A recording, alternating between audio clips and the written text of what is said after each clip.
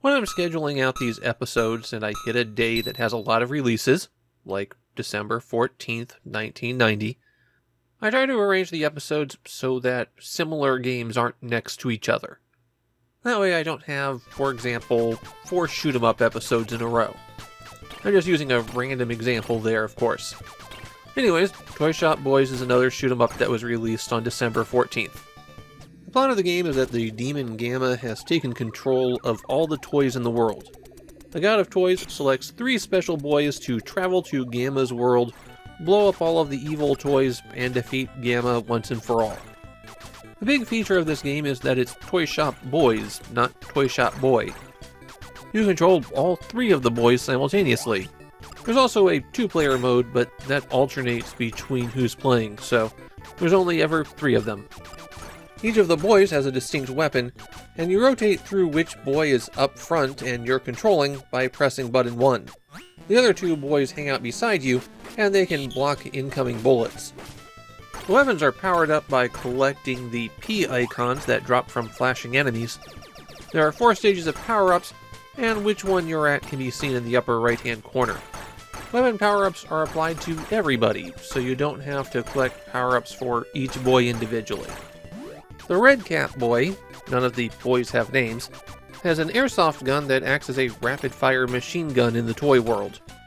As his weapon powers up, it gets double shot and then becomes a spread. Green Cap Boy throws boomerangs that home in on targets. Powering it up lets you throw more of them simultaneously. And finally, Blue Cap Boy has a sword that he swings around him. It can also swipe away bullets. As he powers up, the sword becomes longer. So you've got 3 different weapons, and you'll have to choose the appropriate one for every situation. And the appropriate one is the Red Cap Boy. Green Cap Boy's boomerangs aren't an effective weapon because they're kind of bad at homing in on enemies, and you're limited by the number of shots on screen.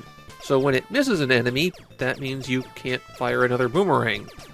You have to wait until it eventually goes off screen. Adding insult to injury, it also does less damage. It winds up being a very poor choice in virtually every circumstance. And as for the sword, the problem isn't even the range, although using it when it's anything less than full power probably means you're getting hit. No, the real problem with the sword is that it can only attack aerial enemies. And as it turns out, a rather large portion of the toys that you're fighting are stuck to the ground. There's a few areas where you'll pass through a few waves of flying things, but the other 2 weapons are usually going to be more effective than the sword at dealing with them, and you won't have to swap around once the ground-based enemies appear again. With the exception of a small number of very particular circumstances, you'll want to just use the machine gun. There's a few other power-ups that drop. There are up and down arrows that change your speed. There's 4 different levels of speed, and even at its highest, it's still very controllable, so there's no reason not to just grab the up arrows and avoid the down ones. The S is a shield, and you'll turn golden when you get it. Getting hit once will turn you silver, and getting hit again will drop the shield altogether. For both the shield and the power-ups, if you collect another one of that same power-up when you're at max, then it acts as a screen-clearing bomb. So getting a P when you're at level 4 power, and picking up the S when you have the golden shield. The starburst icon also acts as an explosion. Toy Shop Boys has a bit of an odd balance problem. The stages themselves aren't too tough. It might help to know the layout, but even on the later stages, you can play them by sight without too much trouble. The bosses, on the other hand, are pretty aggressive and will push right into you. They're a lot tougher than the levels that they follow. And Toy Shop Boys is one of those shoot-'em-ups where you pretty much need to get to full power and then keep it for the entire game. You go back to nothing after you die, and there really aren't enough power-ups to get you back to proper strength before you run into a boss again.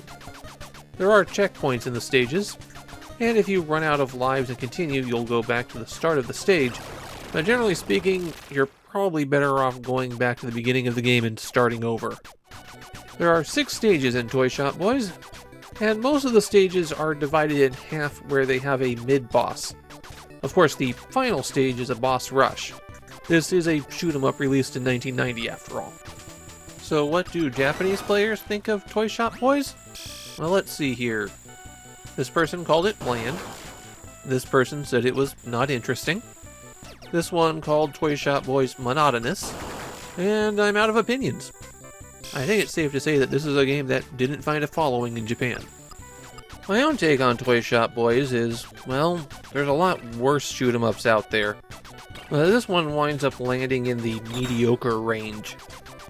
It is the kind of game that could sucker you into trying it, and then as you play you just keep finding more and more things off with it.